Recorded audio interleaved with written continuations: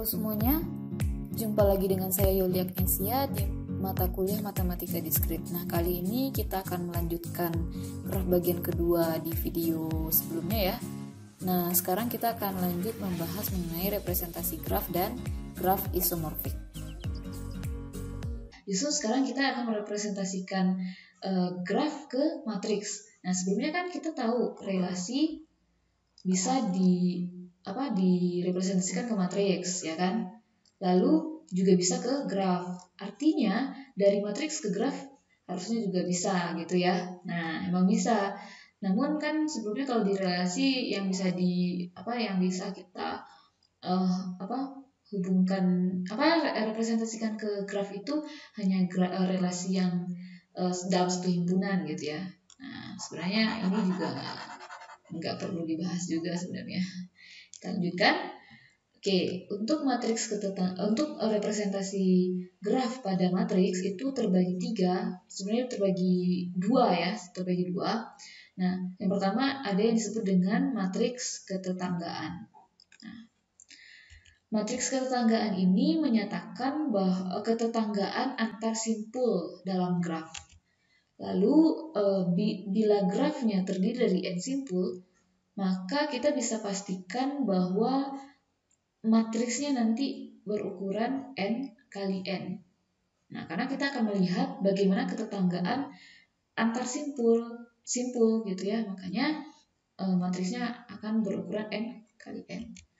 Nah, misal matriksnya kita lambangkan dengan matriks A, di mana setiap elemen dari matriks A itu lambangnya AIJ. Nah, di sini I-nya itu adalah baris, ya kan? Seperti matriks biasa. J itu adalah kolom. Nah, oke, untuk elemen di baris ke I, di kolom ke J, dia akan bernilai 1 jika simpul I dan J itu bertetangga. Ingat, dulu kita sudah bahas, atau di sini sebelumnya kita sudah bahas bahwa dua simpul bertetangga itu artinya dia punya keterhubungan langsung, atau dia punya satu sisi yang bersisian dengan kedua simpul. Nah, oke, jadi kalau I dan J itu simpul I dan J itu bertetangga, maka kita kasih nilai 1. Sedangkan jika tidak bertetangga, kita kasih nilai 0. Nah, contohnya di sini ada 3 graf ya yang akan kita representasikan dalam matriks.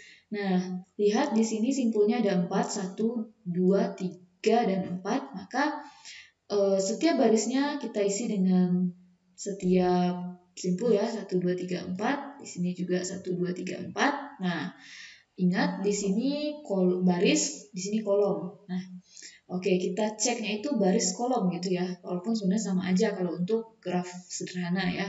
Nah, sekarang kita mulai dari 1, 1. Nah, 1, 1 di sini tidak ada gelang, makanya kita tulis 0. Nah, lanjut ke 1, 2. Jadi kita mulainya baris lalu kolom ya. Nah, 1, 2. 1, 2 di sini punya hubungan atau dia bertetangga ya.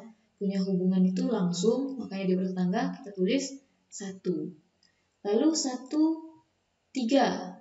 1, 3 juga berhubungan langsung, maka kita tulis 1. 1, 4 bagaimana? 1, 4 dia tidak terhubung. Nah, dia terhubung namun dia tidak terhubung dengan satu sisi, artinya tidak terhubung langsung, makanya ditulis 0. Nah, di sini karena dia graf sederhana, sekali lagi karena dia graf sederhana, maka ketetanggaan antar simpul 1, 2 dengan 2, 1, 1, 2 dengan 2, 1 itu sama nilai kalau 1 bertetangga dengan 2 ya otomatis 2 juga bertetangga dengan 1. Makanya di sini matriks kita itu matriks simetris. Kalau 1 sudah diisi di sini, ya otomatis kita isi juga, di sini isi juga, di sini isi juga. Nah, ini ada juga 2 di sini, ya udah di sini juga ada 2. Nah, gitu ya. Oke, ini. Pokoknya bersimetris lah matriksnya kalau yang sederhana gitu ya. Nah, sekarang cek lagi yang untuk kalau ada simpul terpencil. Nah, pasti nanti di setiap kolom dan baris 5 itu, nah dia nilainya 0 karena dia tidak punya tetangga gitu. Nah, di sini kita bisa lihat juga kalau ini graf sederhana dan diagonalnya 0. Nah, simetris ya. 1, 1. Nah, ini simetris. Ini ada 1 lagi, ini ada 1 lagi. Simetris. Oke. Sekarang ada contoh graf yang berarah. Nah, kalau graf berarah di sini kita lihat ya sama aja caranya. Cuman di sini itu kita harus hati-hati. 1, 1. Oke, di sini kebetulan graf berarahnya ganda ya. Ganda. Nah, jadi 1, 1 atau diagonalnya tetap 0, tidak ada yang berisi selain 0 gitu ya. Nah, sedangkan 1, 2 bisa dilihat ya, 1, 2 itu 1 ke 2 ada. Oke, 1 ke 2 ada. Nah, kebetulan di sini dia ganda, 2 ke 1 juga ada. Nah, ini nih. Lalu sorry. Maksud saya bukan ganda ya. Saya salah paham di sini. Maksudnya berarah. Di sini grafnya berarah ini, dan ini juga ada arahnya. Terus ini gitu ya. Mungkin nggak kelihatan karena panahnya kecil-kecil ya. Nah, di sini diperbesar aja. Nah, jadi ini adalah graf berarah, bukan ganda dan bukan yang ada gelangnya gitu. Maka kita lihat di sini bahwa graf berarahnya itu punya perbedaan gitu ya. Kalau 1 ke 2 itu nanti bisa jadi beda dengan 2 ke 1 gitu. Nah, kebetulan di sini dari 1 ke 2 itu ada dan dari 2 ke 1 itu ada, makanya kita tulis 1. Nah, untuk 3 ke 1, lihat ya, 3 ke 1 itu ada, nah makanya tulis 1. Namun, dari 1 ke 3, 3 ke 1 itu ada 1, ada hubungan langsung, maksud saya 3 ke 1 ada hubungan langsung. Namun dari sebaliknya, nah 1 ke 3 itu tidak ada hubungan langsungnya gitu.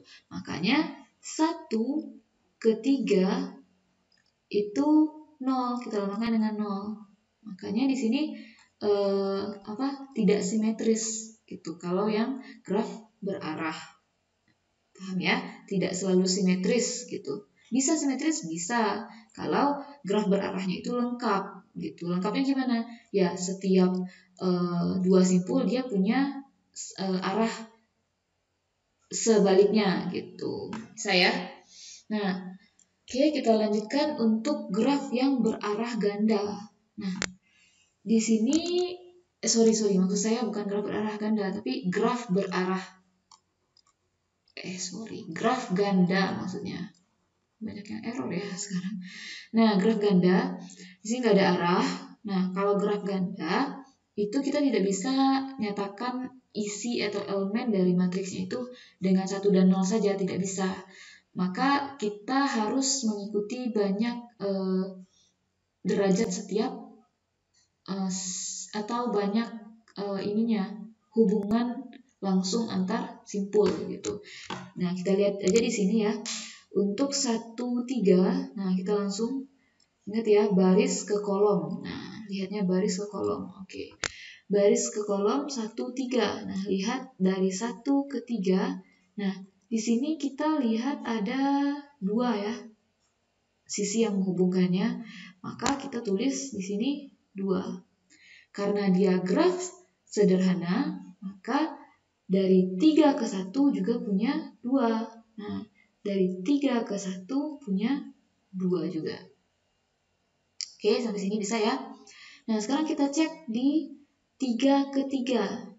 Nah, 3 ke 3, gelang ini menandakan bahwa 3 ke 3 itu punya sisi. Nah, maka untuk diagonalnya, sekarang 3 itu ada isinya, yaitu 1. Karena gelangnya 1. Mungkin nggak gelang 2, bisa aja. Misalnya di satu titik nih, gelangnya 2, seperti ini. Bisa aja ya. Nah, sekarang kebetulan gelangnya 1, makanya tulis 1 di sini. Nah, begitu seterusnya. Nanti kalau ada sisi ganda, nanti 2 sisinya ya, dari 2 buah simpul. Nah, maka kita tulisnya 2. Kalau ada 3 gimana? Ya udah tulis 3 gitu. Jadi ketetanggaan di matriks untuk graf ganda ini mengikuti berapa sisi gandanya dari 2 simpul yang saling bertetangga gitu. Semoga bisa dipahami ya. Oke, kita lanjutkan. Nah, di sini ada penjelasan mengenai derajat tiap simpul pada masing-masing graf. Nah, kalau untuk graf tak berarah, kita tahu bahwa derajat masing-masing simpulnya itu jumlah dari ini berdasarkan matriks ya. Nah, kita lihat ya. Dia bilang di sini bahwa untuk graf tak berarah, ingat graf tak berarah itu graf sederhana.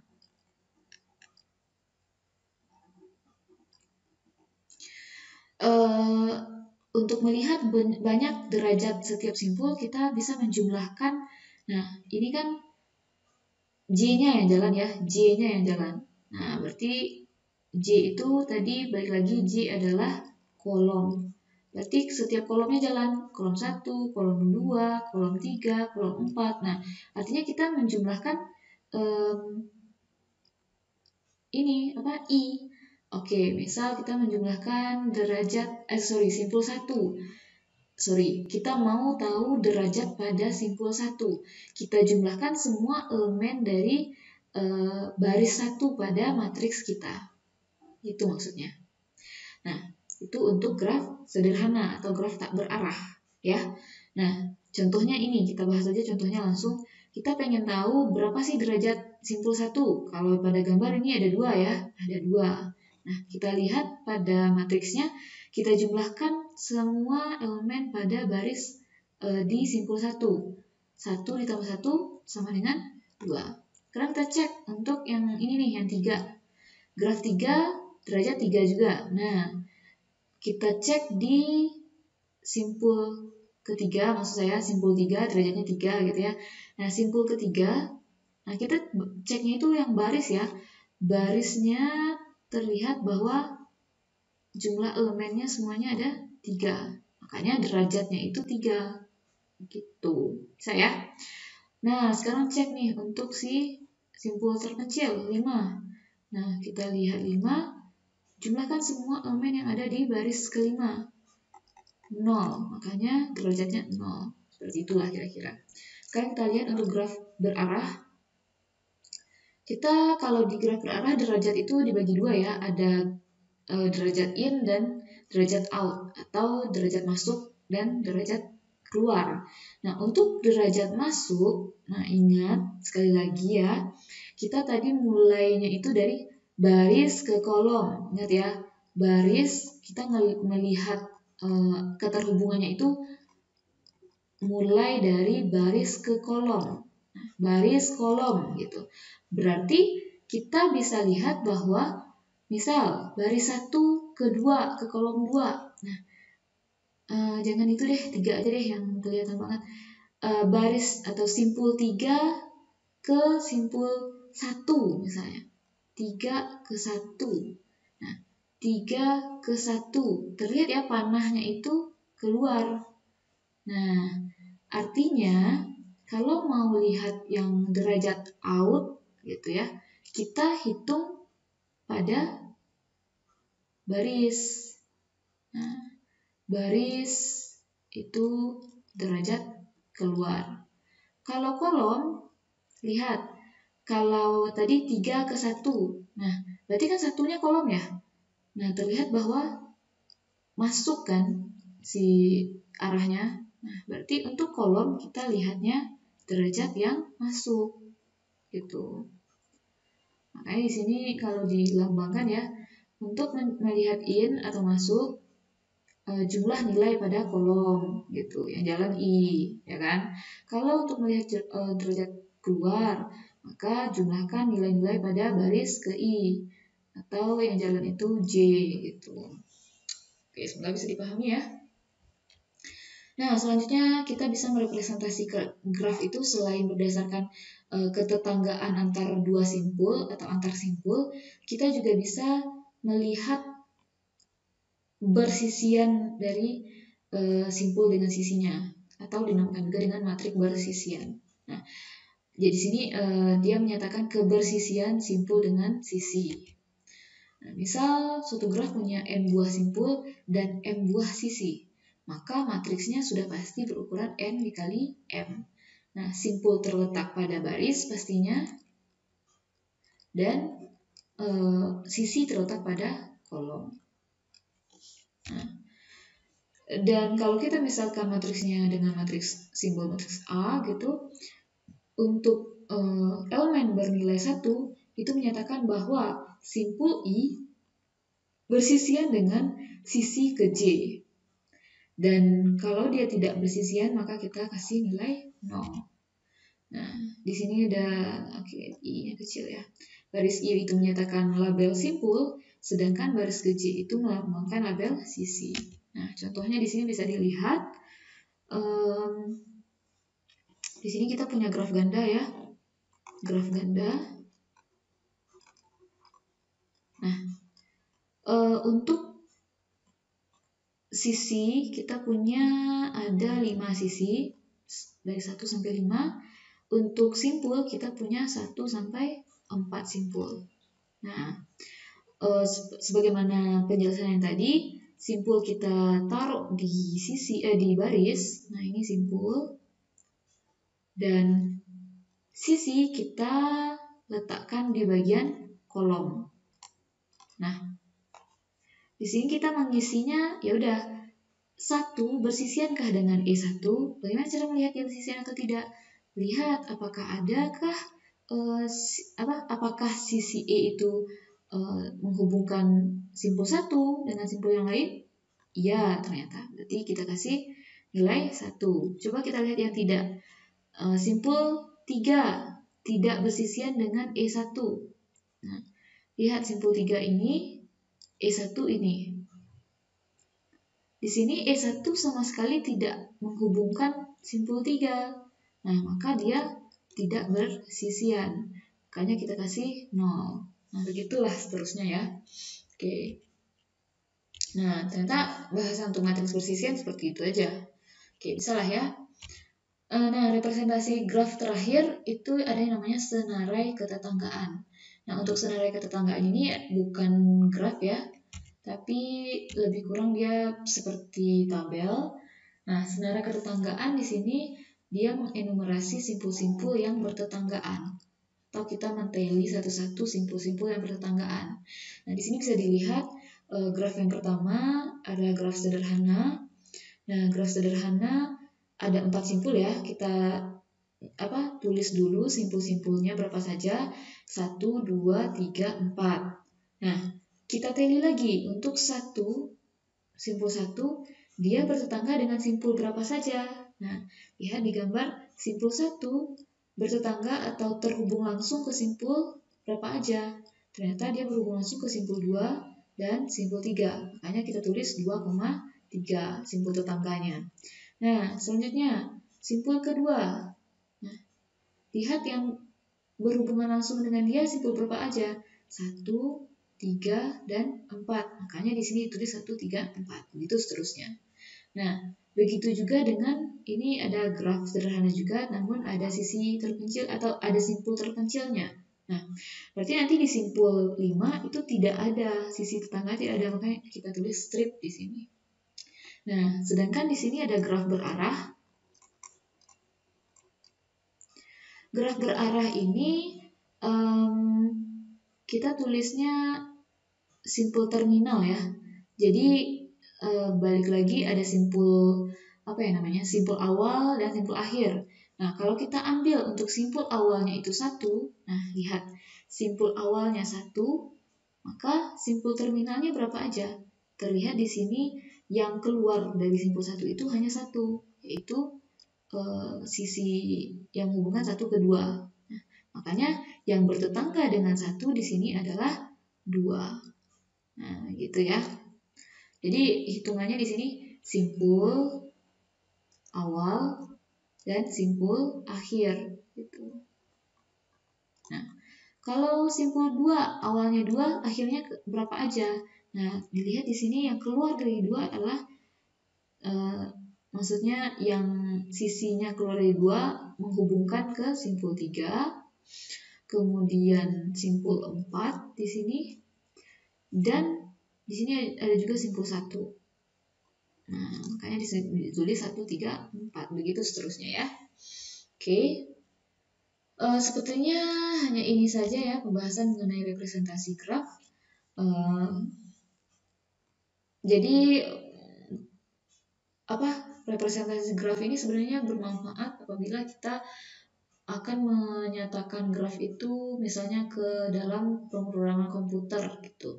Makanya dia harus dinyatakan ke dalam bentuk matriks misalnya gitu, atau bentuk senarai juga bisa. Oke. Nah, kita lanjutkan pembahasan selanjutnya adalah graf isomorfik. Nah, untuk graf isomorfik itu sendiri ini ada keterhubungan antara dua graf ya. Jadi nggak mungkin ada satu graf disebut graf isomorfik, itu aneh gitu ya. Jadi ada dua buah graf gitu. Ya kalau satu buah graf disebut isomorfik ya berarti dia isomorfik dengan dirinya sendiri gitu. Nah, jadi di sini kita bicara ada dua buah graf yang sebenarnya sama tetapi penampakannya secara geometri itu berbeda gitu. Nah, dua buah graf yang isomorfik memiliki perbedaan, bisa saja dia berbeda pada penamaan simpul dan sisinya gitu. Lalu walaupun penamaannya berbeda, terus secara geometri juga berbeda, namun kalau kita bisa mencari korespondensi satu-satu antara simpul-simpul antar graf itu, dan juga korespondensi satu-satu antara sisi-sisi dari kedua graf itu, bisa misalnya kita cari nih. Nah, kalau bisa maka kedua graf itu disebut graf isomorfik. Nah, kenapa harus ada korespondensi satu-satu antar simpul-simpul dan sisi-sisi kedua graf? Agar kebersisian dari antar graf itu, agar kebersisian dari masing-masing graf itu terjaga gitu. Itulah yang membuat kedua graf itu sama sebenarnya gitu. Nah, ini berarti bahwa sebuah graf, nah kalau kita punya sebuah graf, misal V-nya himpunan simpulnya sekian, himpunan sisinya sekian gitu. Kita cuma tahu itu. Nah, nanti kita bisa menggambarkan graf dengan himpunan sisi dan simpul demikian ke dalam banyak cara atau ke dalam banyak bentuk. Nah, nanti bentuk-bentuk yang banyak itu akan menjadikan graf-graf tersebut isomorfik gitu, padahal dia graf sama sebenarnya, bentuknya aja beda gitu ya. Nah, di sini contohnya. Oke, di sini kita bisa memeriksa gitu ya, apakah antar graf itu isomorfik atau tidak. Gimana caranya? Nah, hal pertama yang kita lihat adalah dari jumlah simpul pastinya, karena karena dua buah graf itu sama ya ketika banyak simpulnya sama. Oke, kita cek di graf 1 itu ada 4 buah simpul. Nah, simpul 1, simpul 2, simpul 3, simpul 4. Sedangkan di graf 2 itu ada 4 buah simpul juga, namun pelabelannya aja yang berbeda. Di graf kedua ada A, B, C, dan D. Nah, sedangkan di graf ketiga tetap 4 simpul, namanya juga beda, W, X, Y, Z. VWXY gitu ya. Gimana sih abjad? Nah, gitulah. Nah, Sekarang pertama simpul, banyak simpul ya. Atau kita tulis dengan lambang aja lah biar ringkas. Nah, G1 sama dengan G2 sama dengan G3. Oke. Sekarang untuk banyak sisi kita cek. Kok S? Banyak sisi E ya. Nah, kita cek banyak sisi. 1, 2, 3, 4, 5. Oke, G1 itu 5. Oke, ini tadi semuanya ada 4 ya. Nah, G1 5. Nah, cek G2 1, 2, 3, 4, 5, 6. Oh, sorry, ini ada ketinggalan ya. Ini 6 juga. Oke, ini 6, ini 6 juga. Nah, cek untuk G3. 1, 2, 3, 4. Ini 4. Nah, sisinya udah nggak sama nih. Ada yang nggak sama. Nah, di sini sampai di sini G1 masih sama dengan G2. Nah, tapi tidak sama lagi dengan G3. Artinya G3 gagal menjadi graf yang isomorfik dengan G1 atau G2. Nah, jadi sekarang kita nggak perlu lagi periksa G3. Nah, G3 udah diskualifikasi lah ibaratnya ya. Nah, sekarang jumlah sisi dan jumlah jumlah simpul sudah sama. Yang ketiga yang kita cek apa? Banyak simpul dengan derajat yang sama. Apakah sama nggak gitu? Nah, di sini kita hapus dulu semuanya ya, supaya masih bersih ini. Nah, di sini kita cek. Oke, untuk simpul pertama, kita nggak tahu nih yang mana yang saling berkorespondensi ya. Nah, simpul 1 itu 3 derajatnya.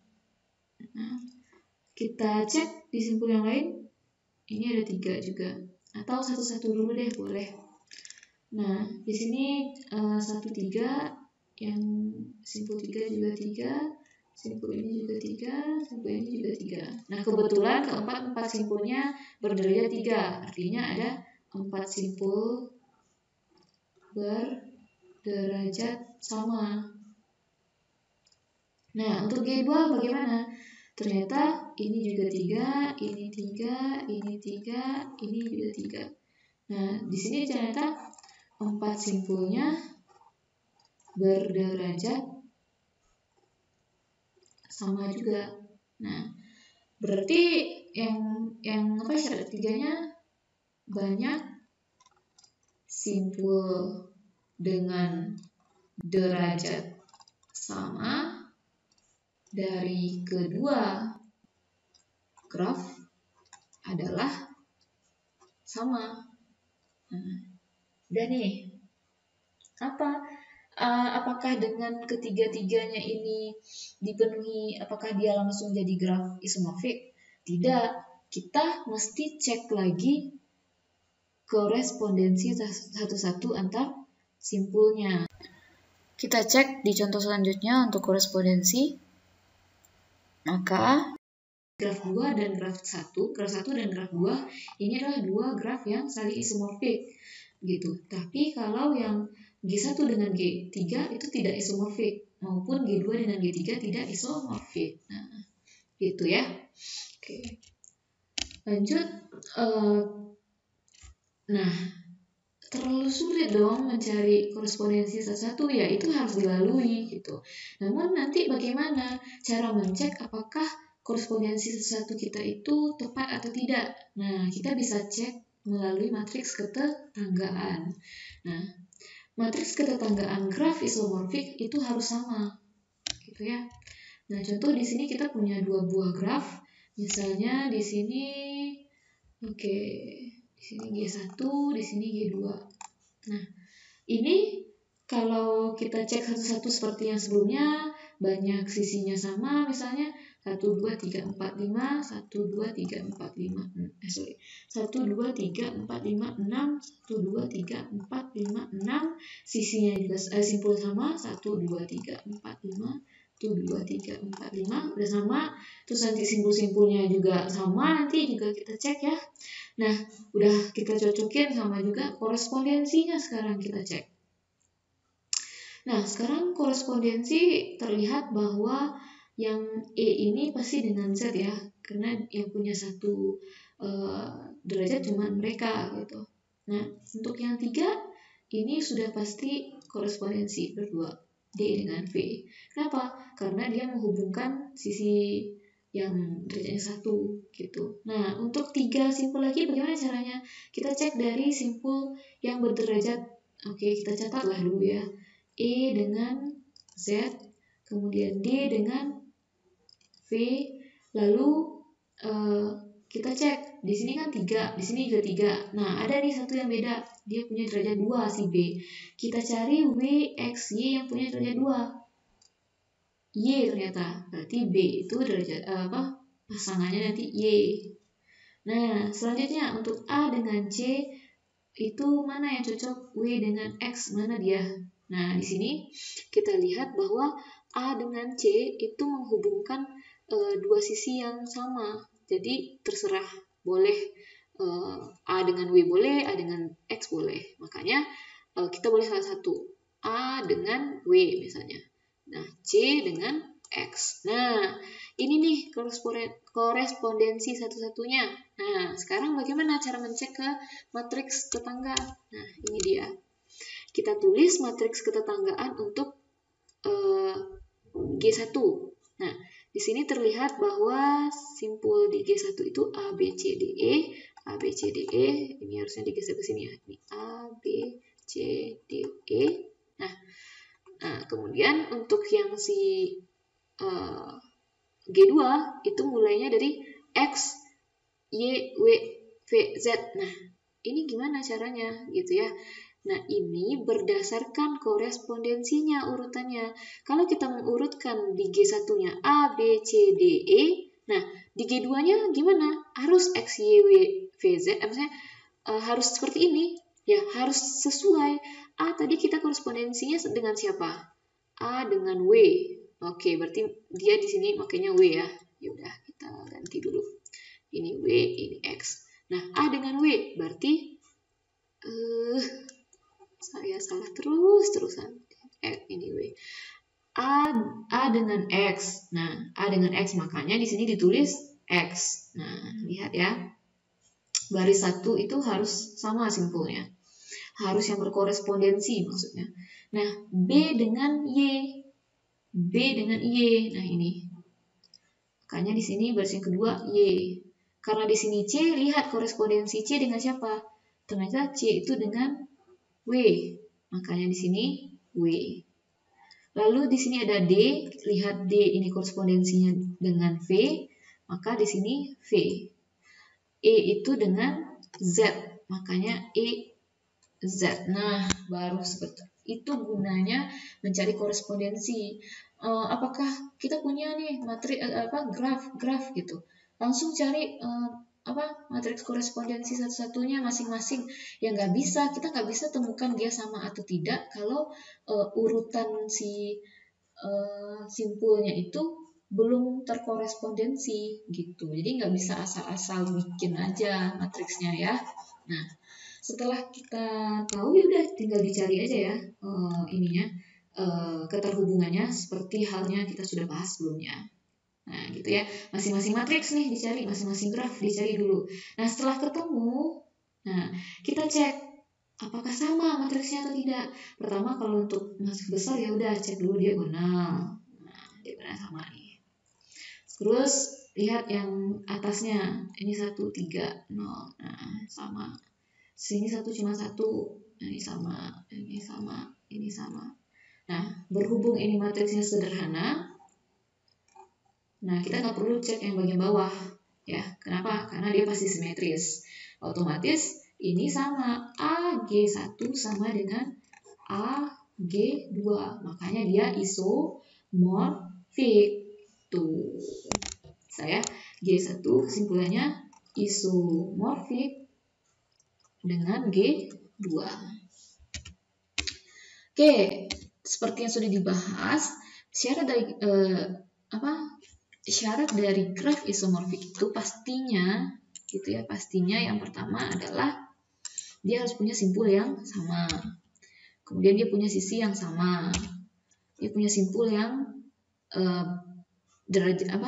dia punya banyak simpul yang berderajat tertentu itu sama. Itu udah dijelaskan sebelumnya, lihat lagi ya. Nah, namun walaupun ketiga syarat ini terpenuhi, kita belum bisa memastikan apakah dia isomorfik atau tidak. Makanya kita periksa secara visual. Nah, periksa secara visualnya itu kalau masih mampu secara visual ya boleh. Kalau tidak, kita harus lanjutkan dengan ke korespondensi satu-satu antar simpul. Nah, nanti kalau masih ragu juga kita cek lagi dengan matriks gitu. Ya, kalau untuk belajar ya harus sampai matriks ya. Nah, di sini kalau secara visual saja, di sini terlihat ya bahwa banyak sisinya sudah sama, 1, 2, 3, 4, 5, 1, 2, 3, 4, 5, kemudian simpulnya juga banyaknya sama. Nah, banyak simpul yang berderajat 3 di sini 1, di sini juga 1, berderajat 1 ada 2. Nah, di sini di sini ada di sini ada 3 ya. 3, 1, 2, 3. Nah, sini juga 3 gitu ya. Dan banyak yang banyak simpul yang berderajat 1 tadi, di sini 3, di sini 3. Artinya sama juga. Artinya ketiga syarat ini sudah dipenuhi. Namun, apa yang menyalahi dia? Kita lihat di sini bahwa simpul yang berderajat 3 itu pasti berkorespondensi dengan simpul yang berderajat 3 di sebelah sini, ya kan? Nah, kita coret-coret aja ya biar paham. Nah, di sini simpul berderajat 3 itu berkorespondensi dengan simpul berderajat 3 di sebelah ini, misalnya graf G1, ini G2 ya. X dengan Y berkorespondensi. Namun lihat keterhubungan X di sini adalah ke U dan ke V dan ke satu lagi, entah namanya namanya 2 aja deh, 2. Nah, di sini dia terhubung ke graf yang berderajat 1 ada 2, dia terhubung ke simpul berderajat 1 ada 2 buah nih. Sedangkan di sini dia malah terhubung ke ke simpul yang berderajat 1 itu hanya satu buah. Nah, justru yang 2 buah itu adalah simpul yang berderajat 2. Nah, ini berderajat 2 nih. Gitu. Makanya ini menyalahi aturan korespondensi. Harusnya dia berkorespondensi gitu ya, karena dia satu-satunya simpul dengan berderajat 3. Namun di sini ternyata dia tidak memiliki keterhubungan yang sama, makanya dia tidak isomorfik. Jadi G1 tidak isomorfik dengan G2. Nah, ada contoh soal ya untuk graf isomorfik. Di sini kita diberikan disuruh menggambar 2 buah graf yang isomorfik. Ingat, berarti grafnya sama tapi bentuknya aja beda. Dia merupakan graf teratur. Ingat, graf teratur artinya derajatnya sama ya, setiap simpul, yakni 3 ya, derajatnya 3 dan simpulnya ada 8. Nah, kita mulai dengan cara menggambar ininya dulu. Artinya banyak sisi udah dipastikan sama ya. Berapa banyak sisinya? Nah, banyak sisi ya udah. Banyak sisi. Cari lagi. Banyak sisi kan total derajat dibagi 2 ya. Total derajat berapa? Kalau simpulnya 8, masing-masing simpul punya derajat 3, total derajat ada 24. Nah, lalu dibagi 2. Jadi sisi kita ada 12 nantinya ya. 12 sisi. Namun ya kita mau gambar ya itu nanti untuk ngecek aja. Yang pasti dia punya 8. Nah, kita bisa tulis seperti ini. 1, 2, 3, 4, 5, 6, 7, 8. Lalu kita punya derajat 3 masing-masing ininya. 1, 2. Nah, kesini 3 nih. Boleh ya? Lalu ini berdua, kesini 1, kesini 1. Oke. Yang ini udah 1, kesini 1, kesini 1. Boleh. Kesini 1, kesini 1. Udah 3. Terus ini masih 2 nih. Hubungan kesini 1, jadi 3. Ini masih 2, kesini 1, jadi 3. Ini masih 2, hubungan kesini 1, jadi 3. Nah, ini contoh untuk graf pertama. Nah, graf yang selanjutnya. Nah, kalau nyari-nyari bisa aja ya, ini karena udah ada jawabannya, jadi bisa langsung. Oke.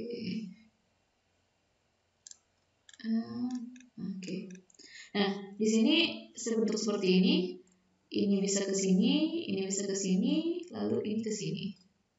Untuk yang ini 3 ya. Nah, untuk ini kita bisa hubungkan ke sini 2. Nah, di sini jadi 3 dia. Ini ke sini, ini jadi 2, ini jadi 2, hubungan ke sini jadi 3, ini ke 3. Nah, ini masih 1. Ya udah, hubungkan aja dia. Nah, oke, jadilah ini graf ke G2. Nah, ini dia isomorfik. Kenapa? Dari awal kita sudah derajat, simpul, sisi udah sama tuh. Nah, sekarang korespondensinya kan ya sebenarnya. Nah, untuk mencek korespondensi setiap simpulnya, silakan diberi label ya setiap simpulnya, dan cari masing-masing simpul itu berkorespondensi dengan simpul yang mana di G2 gitu ya. Silakan dicoba sendiri ya. Sekian pembahasan kita untuk graf bagian kedua, dan minggu depan kita akan melanjutkan pembahasan mengenai graf bagian ketiga, yakni tentang graf planar dan ada lintasan Euler dan Hamilton, dan berikut sampai ke pewarnaan graf. Oke, sampai jumpa.